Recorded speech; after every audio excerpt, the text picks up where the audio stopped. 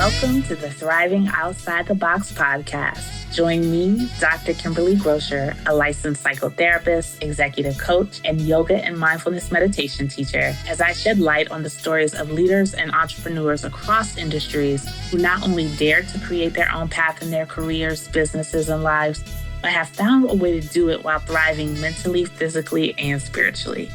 I hope you walk away with the inspiration to do the same.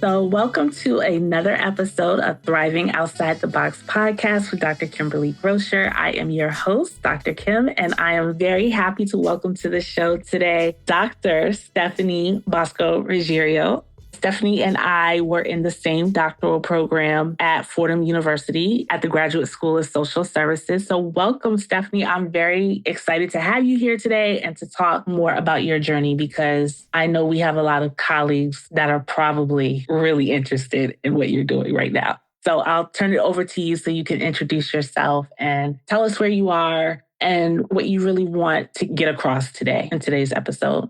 Okay. It's great to be on your new podcast, Kim. It was just terrific having Kimberly in the PhD program as a colleague. It's been a little time. We both made it out alive. Thank goodness. Done with that. But years ago, we had talked about our love of media and getting information out in different ways. So this is very exciting. We're both kind of going in that direction a little bit. So yes, as Kimberly said, I was in the social work program at Fordham University, the PhD program. So I have a PhD in social work. I have a master's in urban affairs and public policy, it's called. So I was never actually a clinical social worker. I went into the PhD with research in mind and policy. So that's a little different from most of my colleagues in the PhD program who were clinical, had MSWs.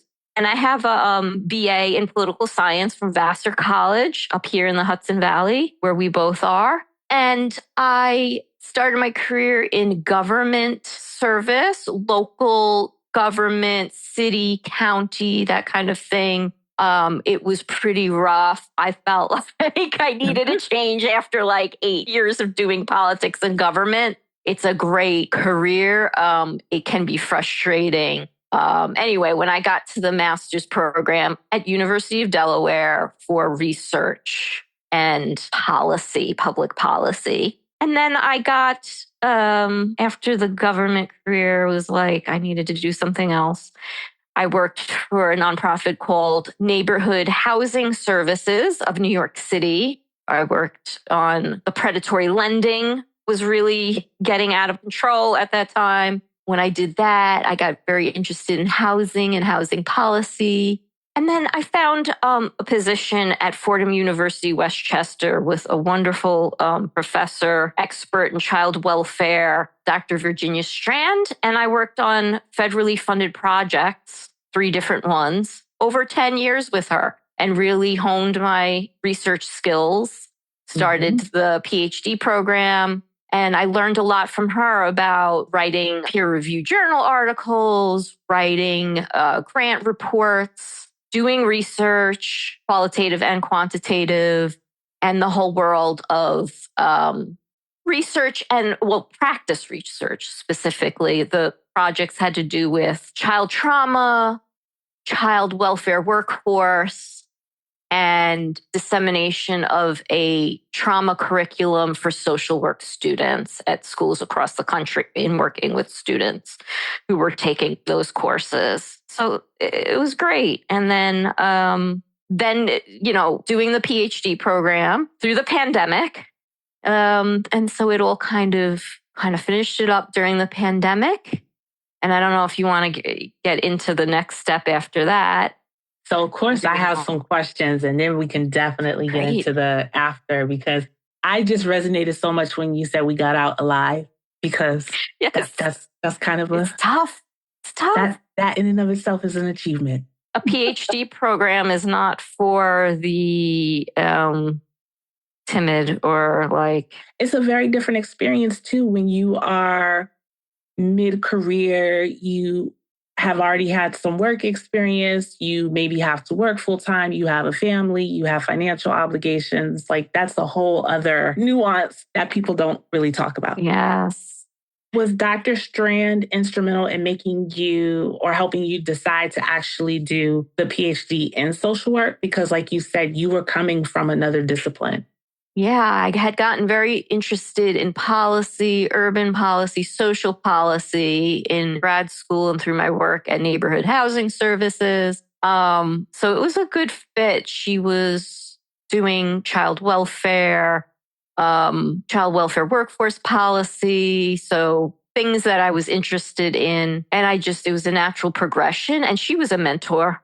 Mm-hmm. She showed me, not by professing it or anything, but just by watching her every week do her thing. Just an amazing woman. And she just believed in me and gave me a lot of responsibility. And having someone like that is instrumental in deciding to go into a PhD program and just in your career. So I was very lucky. No, it definitely helps to have that kind of mentorship and guidance. You know, modeling it for you as well as advising you. And you had that research background. So I remember you were very ahead in all those classes because the rest of us were kind of like, what? Yeah, you were like, got it. Caught up now, though. Yeah, I had a preview because of Dr. Strand. And she did say something like, don't do it if basically you're not serious about it. Good professors will want you to reflect very deeply about this decision. You know, you really need to want to be a researcher to do a PhD program. Don't think that it's going to be easy, that kind of thing. So That was great advice. No, it's true. It definitely is about the creating the knowledge, getting into the weeds and really understanding your area on a much, much deeper level than most courses or degree programs are going to expose you to. Mm-hmm. Mm-hmm. So let's use that to segue into what you decided to do after, right? Because in most PhD programs, they prepare you for research. And I feel like, you can tell me if you think it's different, there's also this kind of push to go into academia. Of course, you've got the research background. They want to funnel you into academia so you can be contributing to the field in that way. Mm-hmm. But that is kind of like this assumed next step. Yeah, it's interesting. Dr. Strand had what's called a DSW, which has become more rare, much more rare, I would say, than a PhD social work program. And so that was more for people who wanted that PhD while they're doing practice, although she did go into the research.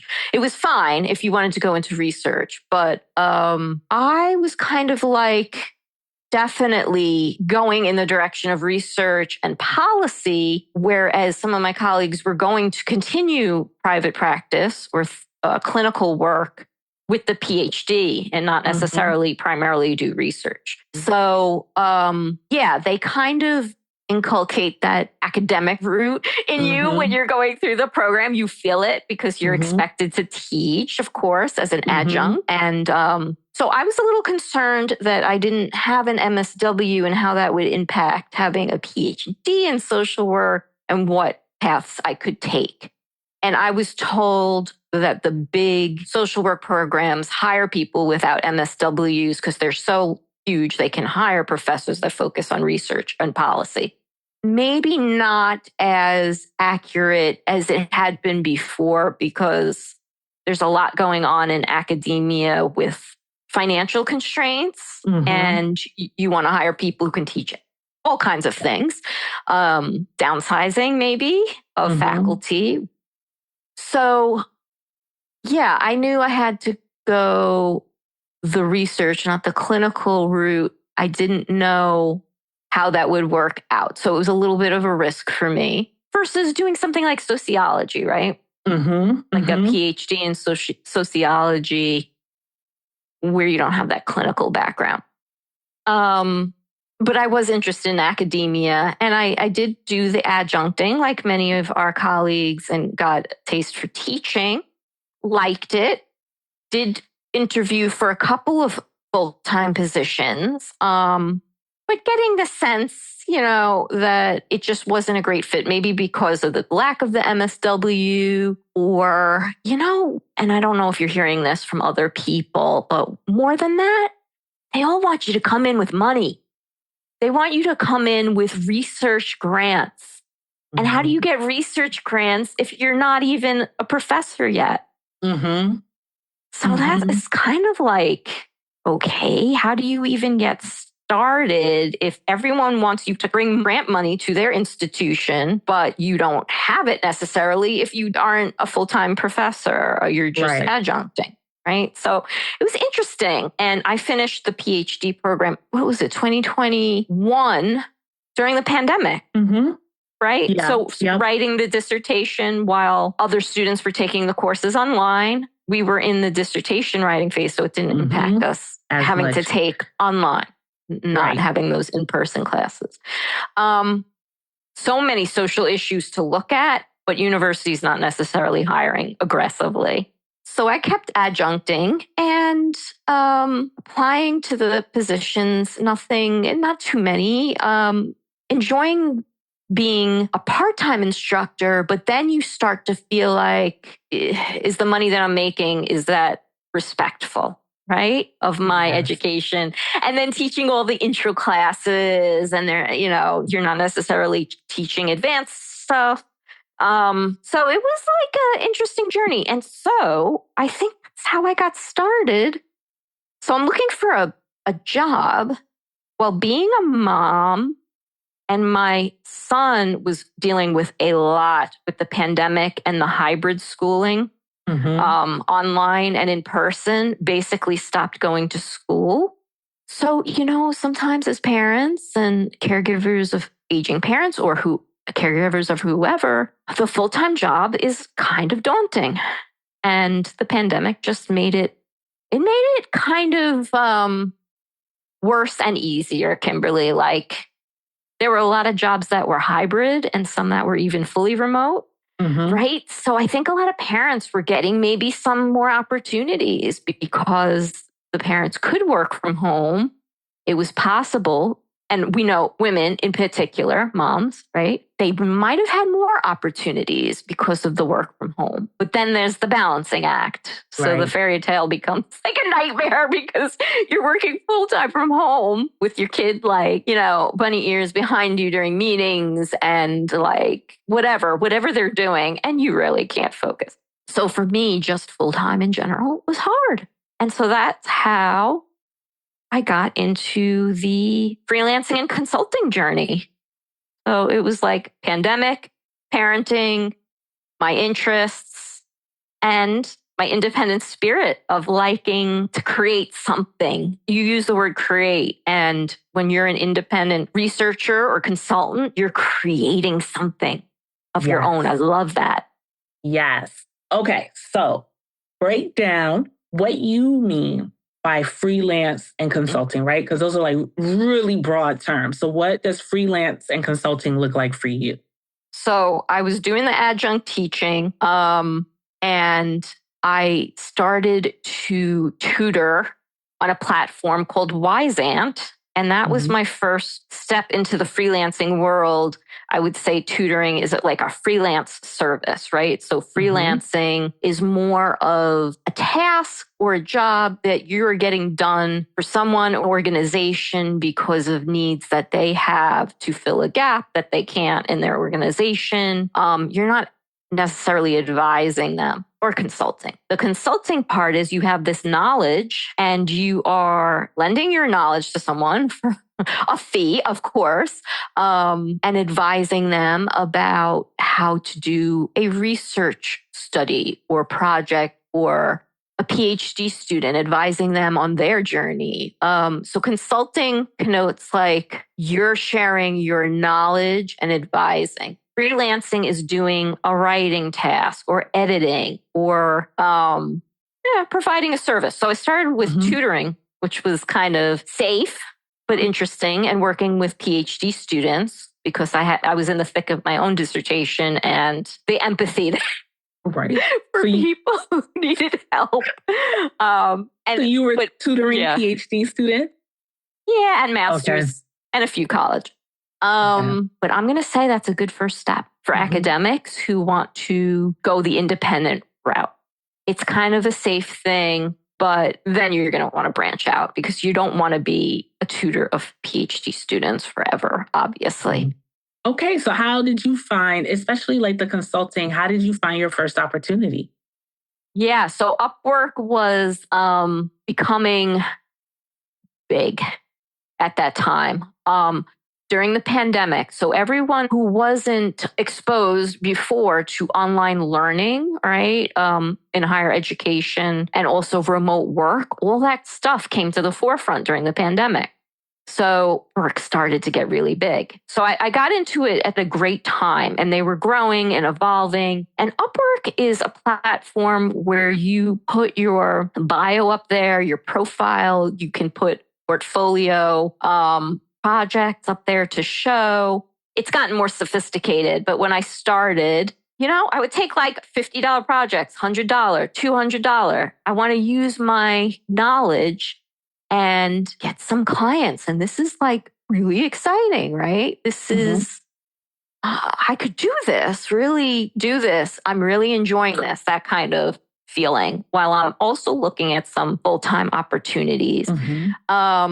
I think Upwork is a great place for people to start still. And it just grew and grew. You start small with like small dollar projects and you get those reviews and you just grow on the platform.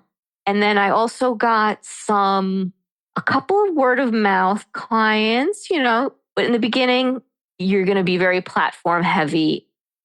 So I want to hear more about the formation of your consulting firm and what you're doing with that now. I also know you wanted to share some concrete tips and tools and resources with people.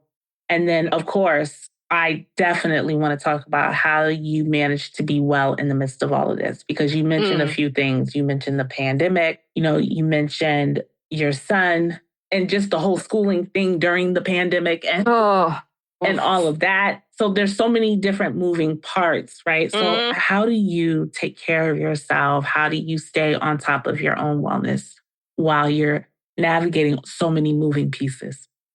Yeah, let me answer the second question first. Okay. Well, it's fresh in my mind because you've reminded me of all the moving pieces and how crazy it was. And you're worrying like, oh, I am supposed to be a professor. I'm supposed to get a full-time job now. I'm supposed to be this. I'm supposed to be that. Because you're kind of prepared for that. In a school as good as Fordham too, they're telling you about interviewing. They're telling you about this and that, how to become a full professor. And you kind of have this pressure on yourself. But pandemic and having a child with school refusal, that brings you down to earth real fast.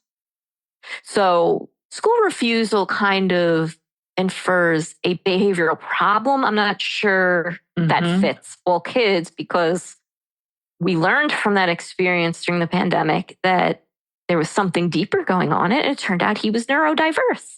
So it was like very stressful during the pandemic. So I couldn't necessarily, and the aftermath of that, trying to figure out his diagnosis and what is going on. Why year after year is he not able to get back to in-person school while all the other kids are?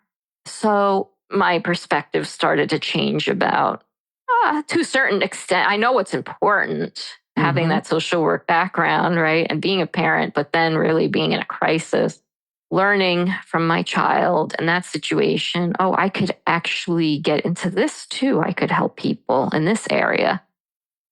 With the freelancing and consulting, when you have so much going on, can be a great release and outlet for your creative energy, and that's wellness.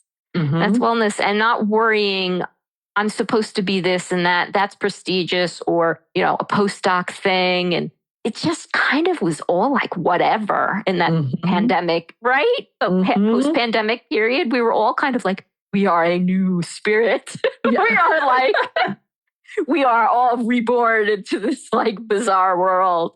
So there was a lot of creativity that I fear like maybe we'll lose a little from that. We don't want another pandemic to bring us into that, but that sort of creativity and daring of that time. But I did more and more consulting and freelancing. And I said, I probably should call myself something. I called it Oasis Consulting. You have to, you have to think about LLC and DBA and all that stuff. And I DBA haven't doing business as. Doing business as, if you want to call it something. But,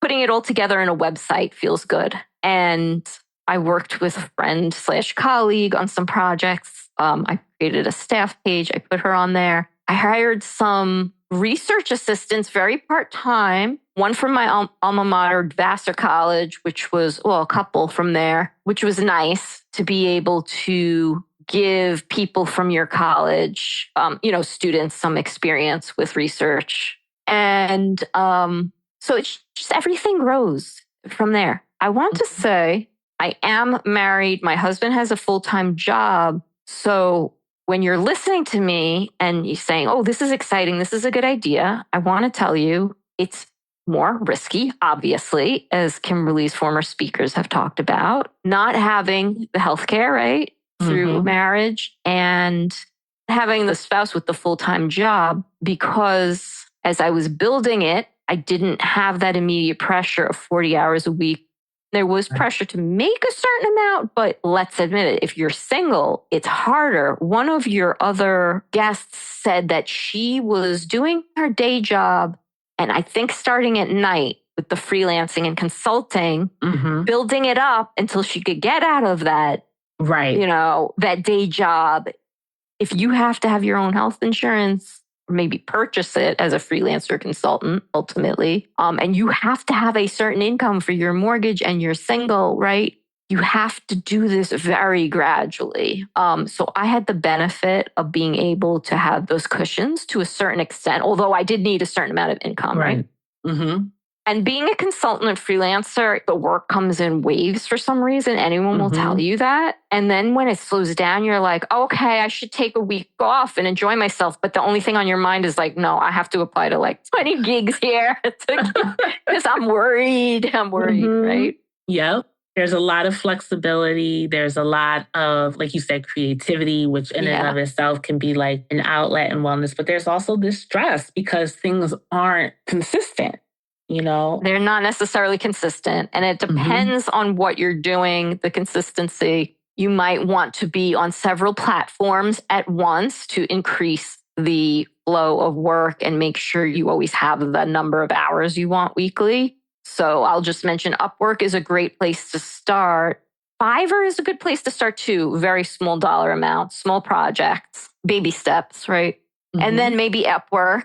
And then I found a new research-specific platform called Collabtree, Kolabtree, very international. Not getting a whole lot from that, though, yet. They're growing and changing, but it's worth looking into. There's Contra, there's LinkedIn, TopTal, I think that's more STEM. These are all like such great resources because first of all, I haven't heard of half of them. And then like Fiverr and Upwork, I have used for like graphic design services, logos, things like that. But I wouldn't think that like as a researcher, I could go on there and offer my services. So that's pretty cool. Yeah. So Upwork has a category called writing and research services or something, or maybe they're two different categories. You should watch some YouTube videos. You should talk to someone who's done it. There's some tricks. There's, you have to do the right categories for a researcher, writer, academic, certain search terms. You get a feed of things that would match. I know before we started recording, you were talking about YouTube. So tell us a little bit about what you're doing with YouTube right now and how this fits into everything. Yeah. So my journey has been about building slowly. Started from tutoring, Upwork, consulting, freelancing, right? And building sort of a brand. You start to get to build your social media profile, your professional persona, right? And I said, I have these videos of presentations I've done about adopting older children. Over 10 years ago, with two colleagues, I had written a book about adopting older children. And I'm like, I've got to dump these videos onto YouTube because I want to share this knowledge. And then I started to do some new videos, right? And then maybe I'll start talking about mental health and just wanting to get in on the YouTube thing. Let's put it this way. We need more diverse voices and topics on YouTube. You can find anything, I guess, but wanting to sort of develop that personality, I call it Professor Lady, wanting to develop this like persona of like very friendly, down to earth. Academics can speak to the masses kind of thing. And like, we're not all in the ivory tower and speaking into like this crazy academic lingo. And I just wanting to like, what have I done? What have I done in the past 20 years that I can share with people? Just wanting to do that and having fun with it too. I have to say I've gotten into some different topics. This is like my fun niche side research area, like getting into consciousness, spiritually transformative experiences, also like paranormal kind of topics, UAP, which is unidentified aerial phenomena. We had the drone craziness. There's all these podcasters talking about the drones and these sightings. I'm like, you know what? I'm going to have fun with this. Because I'm seeing stuff too. And I'm talking to my neighbors and they're seeing all these bizarre things. And I'm like, I don't have to talk about social policy all the time and mental health. I'm going to like have a little fun too. So you could create like little podcasts on separate podcasts within one channel, just having fun. You take baby steps and you build it. Think about how to monetize it at some point too, if you want to do that. So the long-term vision of like, I'm going to keep building this. I'll do more and more. Maybe if I can make a little income doing it, I can do even more. So people who are interested in YouTube, you can look at, the YouTube monetization, you have to have 3,000 viewing hours. Oh. Yeah, that's going to take like years. So you can look at Patreon, things like that, affiliate marketing, where I just did like a book review and I put a link. And if someone clicks the link, you get a little commission. Get creative and do all that stuff. And we need more women podcasters and YouTubers. It's kind of, is it the manosphere? Is that what they call it? Yeah. YouTube. Yeah. But we need relatable academic research people too to talk about like research and make it understandable for people. So first of all, I just want to point out that when we first talked about you coming on the podcast, we talked about, you wanted to talk about your consulting and things like that and not doing the traditional academic job path, right? But you are outside of the box in so many ways, Stephanie, right? Like from not having an MSW and then coming into a doctoral program specific for social work, right?